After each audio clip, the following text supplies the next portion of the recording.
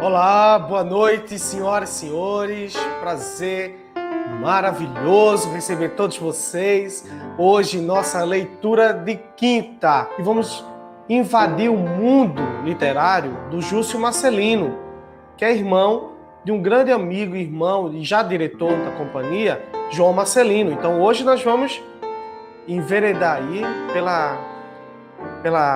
pela escrita do Júcio, entender um pouquinho desse mundo encantado dele. Então tem aí nosso chapéu virtual para que a gente melhore essa live, para que a gente melhore esse programa e para que a gente possa chegar da melhor forma para você, tá bom? E também criar outros produtos aqui virtuais, já que a gente tem muitos produtos presenciais que não podem acontecer agora. Então tá aí nosso chapéu virtual, contribua com esta live.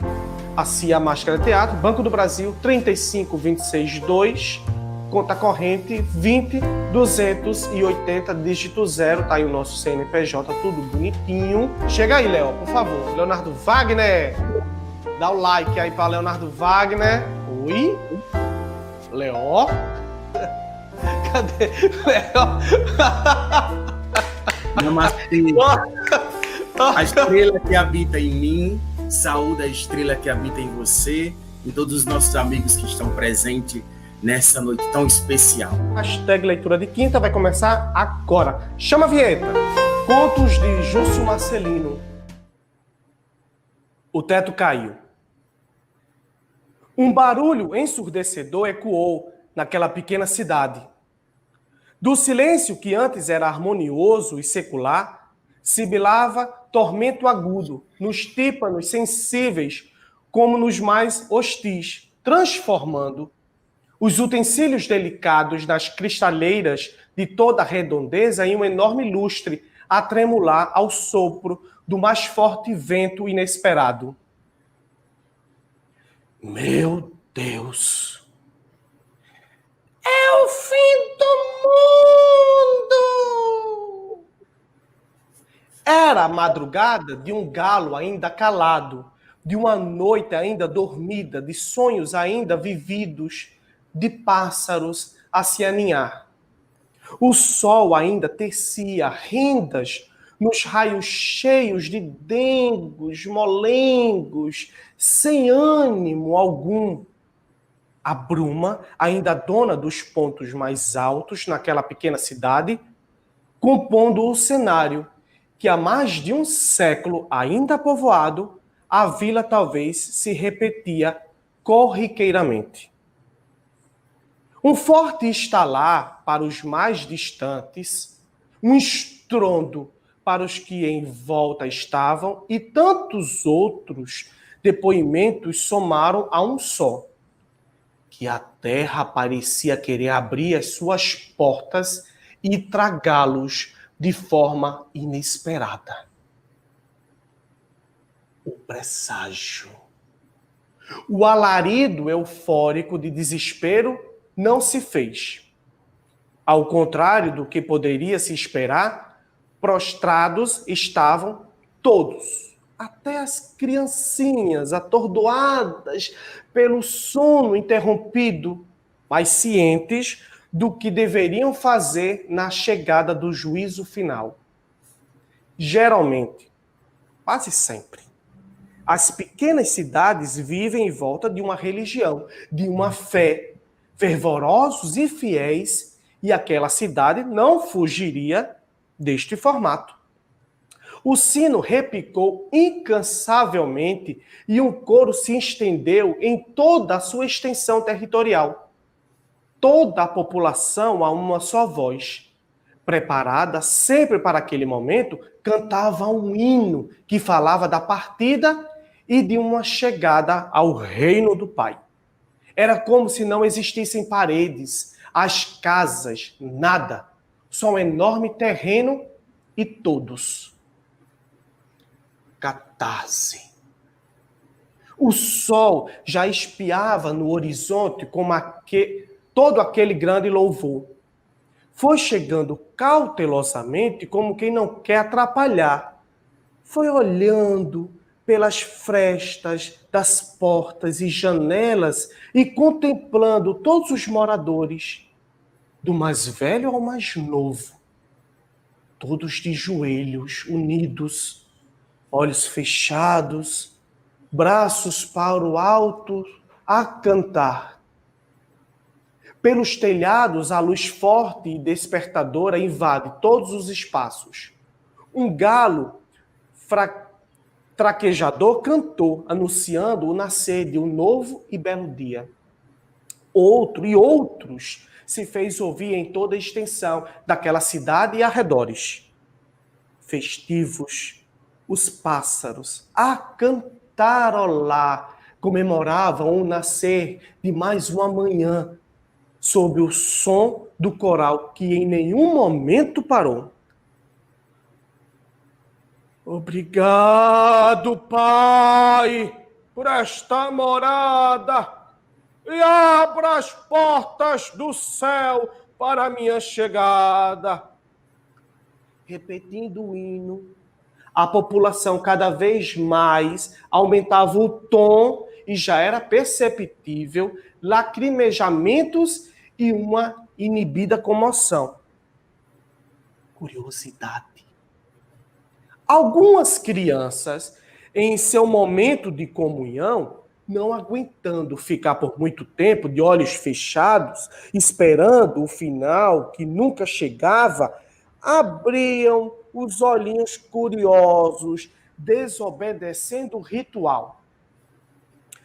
No dia do juízo final, um forte estrondo de trombetas anunciaria a chegada da carruagem celestial e arrebataria todos os merecedores do reino celestial. Quando o estrondo acontecer, todos teriam que seguir fielmente todo o ritual. Mas as crianças percebem que, além dos raios do sol, incide sobre todos também, entravam pelas frestas uma cinza fumaça. Lembraram de uma história contada na escola dominical sobre as crianças desobedientes que não seguiam os ensinamentos no dia do juízo final. Elas seriam tragadas por uma cinza fumaça para o reino cruel. Desespero. Todas as crianças que abriram os olhos começaram a gritar, aflitos, desesperados, e clamavam: perdão, perdão, perdão, perdão ao seu Deus. Os adultos, que já começaram a tossir pela inalação da fumaça e pelos gritos das crianças, abriram os olhos e assim perceberam que os pequenos abriam as portas e saíram correndo. E a mesma coisa fizeram os adultos, para que pudessem partir juntos com toda a sua família. Decepção. Quando todos saíram de suas casas, a fumaça quase não existia mais. A cidade continuava da mesma maneira. Os habitantes tocaram seus corpos e tudo estava no lugar. Menos uma coisa. Na pequena e serena cidade não estava igual. O teto. O teto da casa de orações tinha vindo ao chão de uma só vez. Júcio Marcelino, 2015. Muito bom esses contos. Esse aqui é o livro, gente, ó. Coisas que escrevo, um grande presente de um amigo meu, que veio bem a calhar, mesmo no momento que iniciava a pandemia. E no momento da leitura dos contos de Júcio Marcelino, nós conseguimos sentir o cheiro, o sabor, conseguimos visualizar as ruas da cidade de Macaíba, sua gente, suas tradições, seu cotidiano, sem nunca ter ido lá.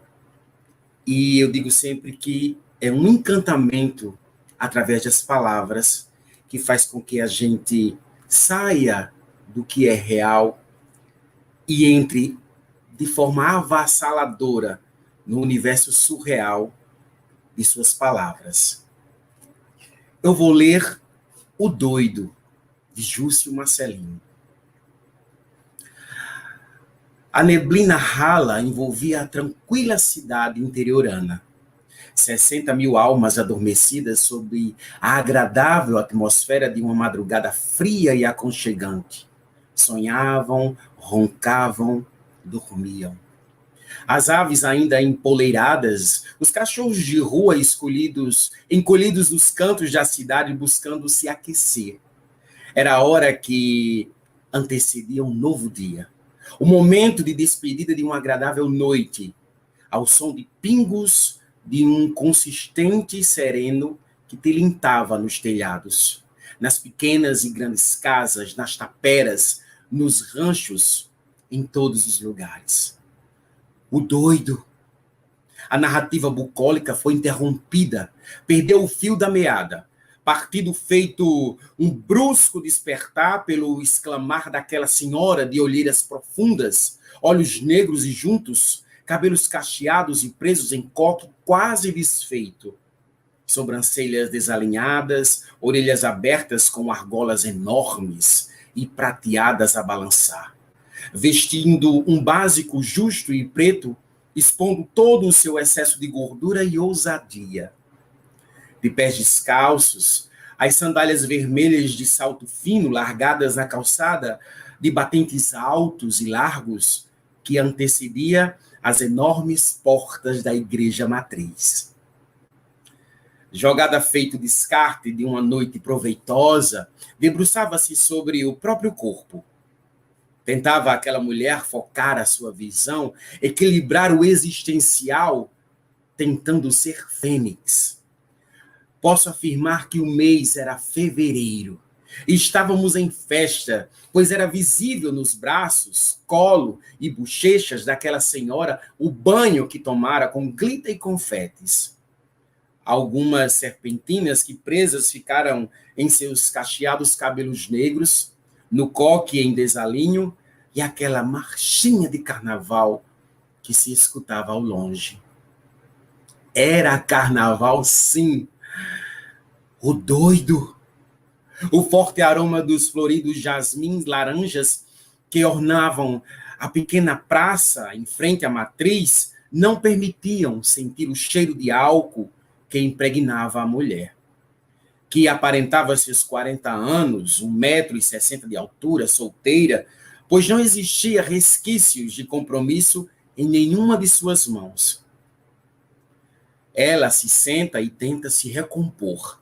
Penso em ajudar, mas antes que eu tomasse qualquer atitude, a mulher, enquanto reorganizava o penteado, faz sinal de silêncio.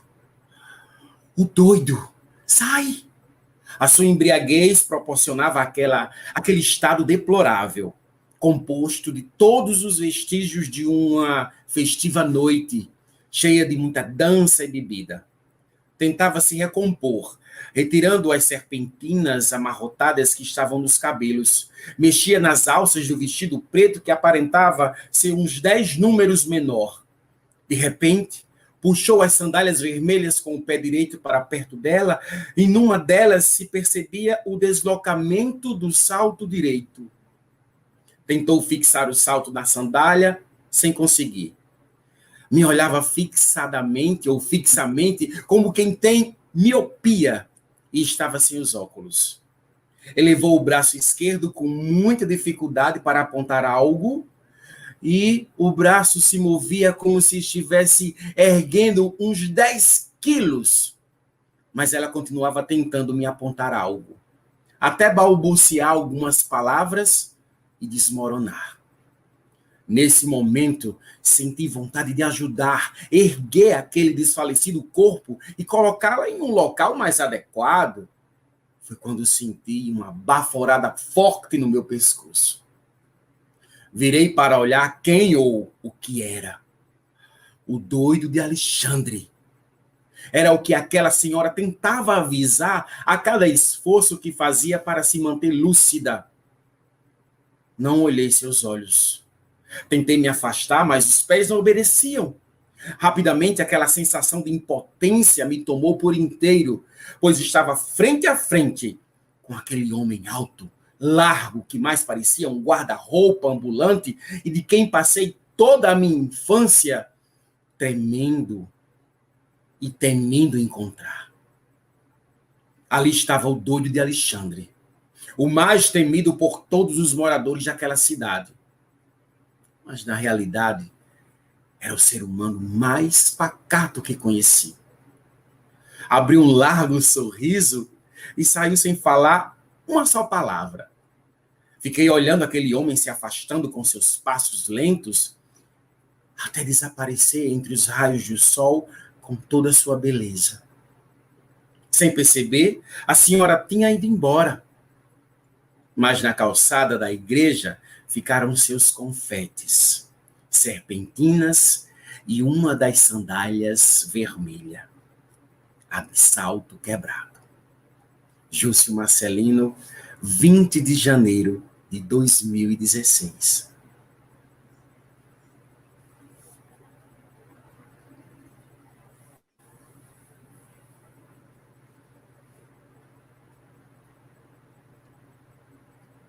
Vai começar outra, que eu estou procurando o texto. O anel. Ai, para, volta. Maria Bethânia fez isso, eu posso fazer também. O anel. Olhando para o tempo, o dia bate o pé, suavemente, como quem tenta pedir gentilmente para ficar.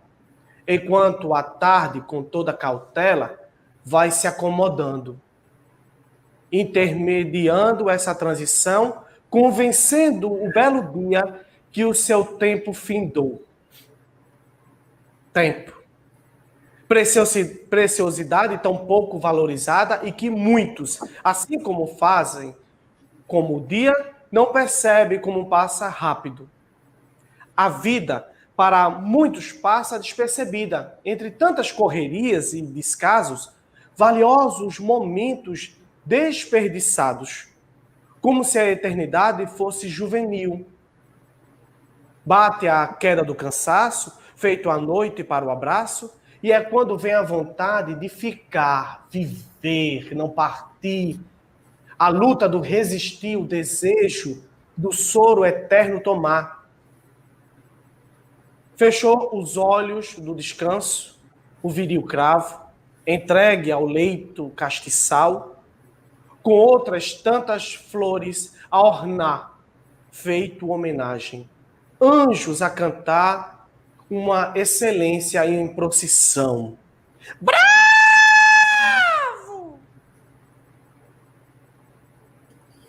Todos os olhares se voltaram para aquela voz que na penúltima cadeira estava. Aos poucos, como quem tenta disfarçar aquilo que não poderia esconder, abre um leque francês em renda lilás, já bem surrado, e se abana, lentamente, com a intenção de esconder o rosto.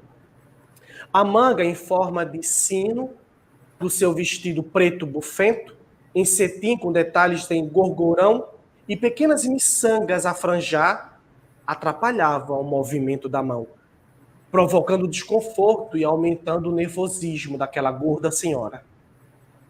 O senhor, que estava sentado à direita dela, em um terno de linho bege e gravata verde musgo, põe a mão na coxa dela com muito respeito e balbucia roucamente em meio tom. Ele fala muito bem. Tive a vontade de fazer o mesmo. Acredito. Boa parte das pessoas que estão aqui teve vontade de aplaudir. Relaxe. Não fique nervosa. Nada que uma deliciosa bala de menta não resolva. O senhor grisalho, aparentando seus 50 anos de idade, entregou a bala que, parecendo premeditado, já se encontrava na sua mão. Obrigada. A senhora desarmou o leque por partes, como alguém que está premeditando um ataque, e já esboçava um leve sorriso. Abriu a bolsa preta de franjão dourado, que combinava com as suas sapatilhas e detalhes das mangas. Em gestos delicados, guardou o leque e retirou um minúsculo lenço em lamê prata, levando-os aos 2 cantos da boca. Ela não era mais o centro das atenções, tudo voltara à normalidade em que o ambiente propunha. Mas a sensação era que tudo tinha parado, e só eles dois. A senhora com o minúsculo lenço a brilhar e o cavalheiro galanteador encontravam naquele espaço. Outra bala? Ela apontou para a boca, mostrando que estava com a bala de hortelã, a primeira que ele tinha ofertado e que tinha aceito de bom agrado.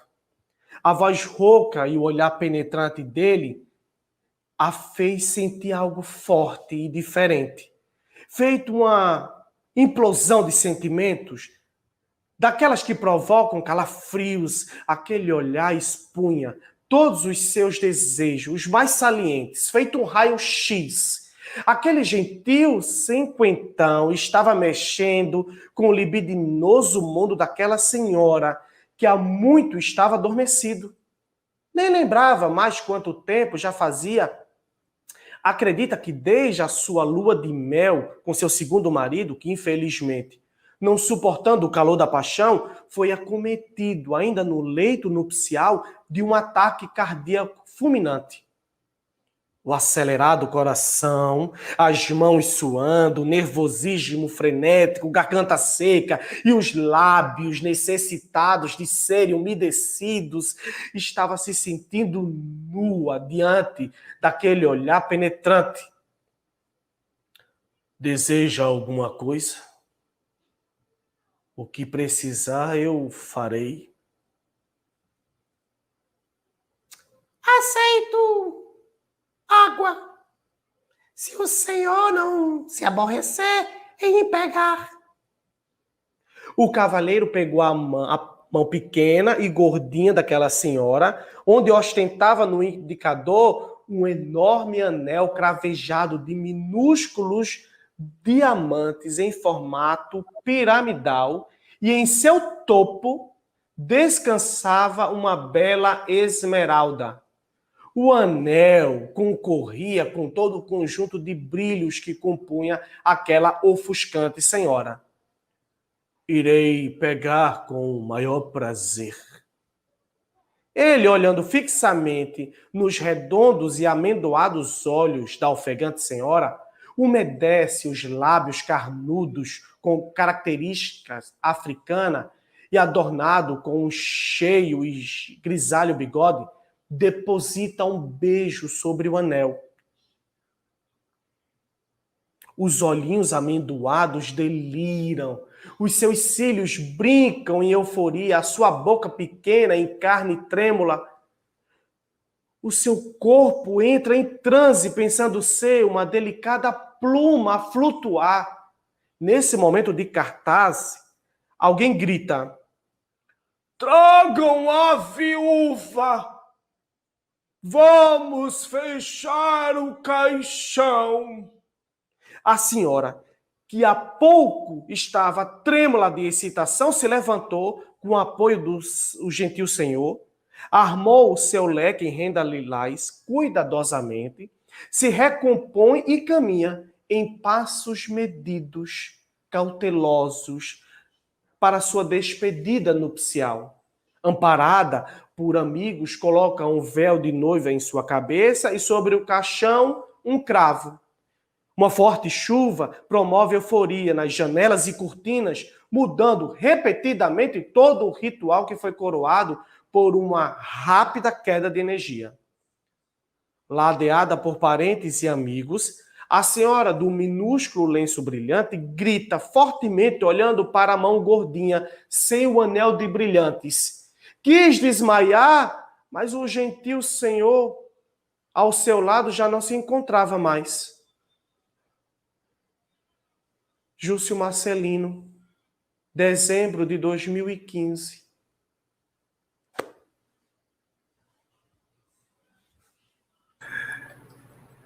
O que nos chama mais atenção nos contos de Júcio Marcelino são os registros impecáveis, sensíveis de sua memória, registrado em suas palavras, em seu conto.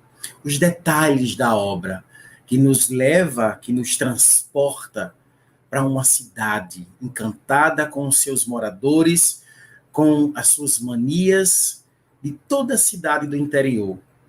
Como, por exemplo, o rei da fresta. Tudo eu via.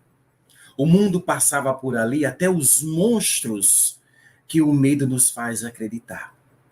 Era uma daquelas manhãs onde o sol começava a se espreguiçar. Pelas frestas da porta, em madeira desgastada, ele se fazia presente, através de finos raios de luz, e neles eu percebia que o ar tinha vida e era cheio de milhares de coisas que só o microscópio da escola onde eu estudava poderia decifrar.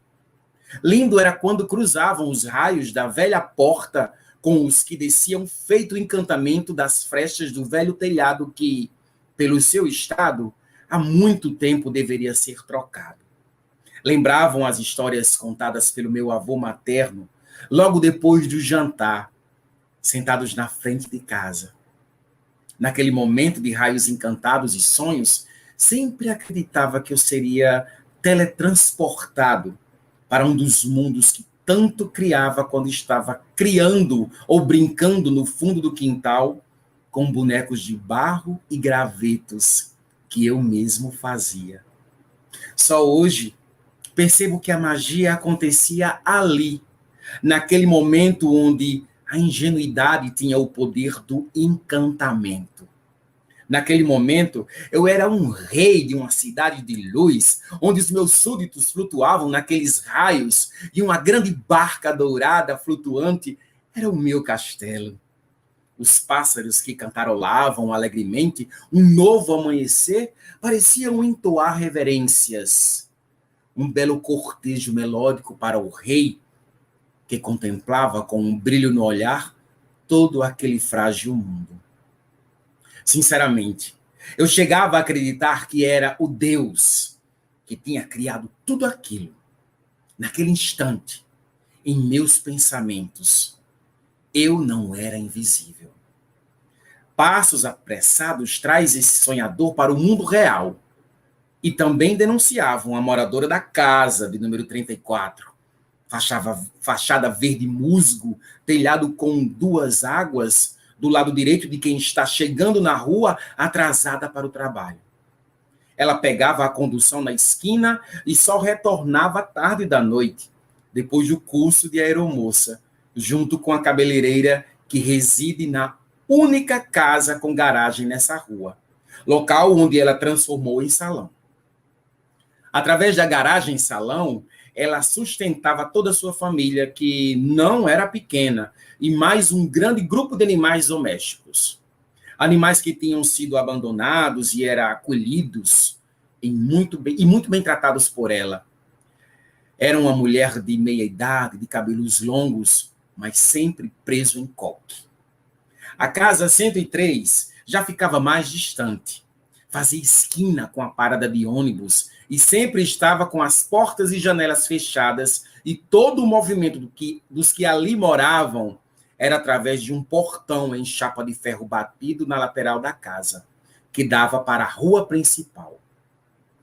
Uma fina chuva deixa o nascer do dia mais aconchegante, e o cachorro que vive a perambular pela rua, mas mora na casa de número 20, de cor não definida, se abriga na frondosa castanheira plantada há décadas pela primeira proprietária da casa de cor azul turquesa, com fachada estilo colonial e calçada espaçosa, de tijolos aparentes e que está sem numeração. Nela só vive uma viúva e o seu papagaio, mas todos os domingos, muito cedo, param 2 carros, esporte e seminovos, sob a copa da frondosa árvore e passam o dia só saindo ao anoitecer.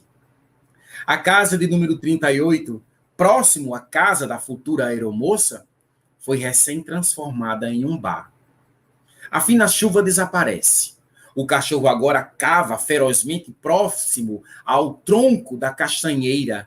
A viúva em sua janela fala bravamente coisas ininteligíveis que a nenhum momento chama a atenção do cachorro. O senhor, corpulento, de barba farta, média altura, próximo à terceira idade e que reside na casa 20, enlaça o cachorro pelo pescoço e sai puxando o animal e respondendo no mesmo tom todos os insultos da viúva, gerando um bate-boca. De longe se escuta o homem do pão. Colocou em sua bicicleta adaptada um enorme e ensurdecedor sino que, ao longe, muito distante mesmo, já dá conta de sua existência. Escuto a vizinha do lado direito abrir o portão do beco que separa as 2 casas. Já a vejo colocando 2 sacos de lixo ao lado do poste. Ela está de avental e começa a varrer a sua calçada. Motivo para ela dar conta de tudo o que acontece no início do dia. Ela fala com o meu irmão mais velho, que está chegando da educação física. E o meu reino se sente ameaçado. Sei que só me resta alguns segundos. Rapidamente ordeno retirada das tropas pelos raios luminosos que vêm do telhado. Preparo-me para descer da flutuante barca. Na maior fresta da porta, aquela de onde vejo toda a rua, o olho verde do meu irmão aparece. Ele primeiro observa para ver se estou dormindo. Abra. Desço da surrada rede que é armada bem próximo da porta. Júcio Marcelino, 18 de maio de 2018. Arrasou, Léo! Eu só quero agradecer, meu amigo. Obrigado, obrigado. Eu quero agradecer a todos vocês que nos assistiram, que compartilharam, que chamaram, que deram like. Fica aí o nosso convite para a próxima leitura de quinta. Até mais!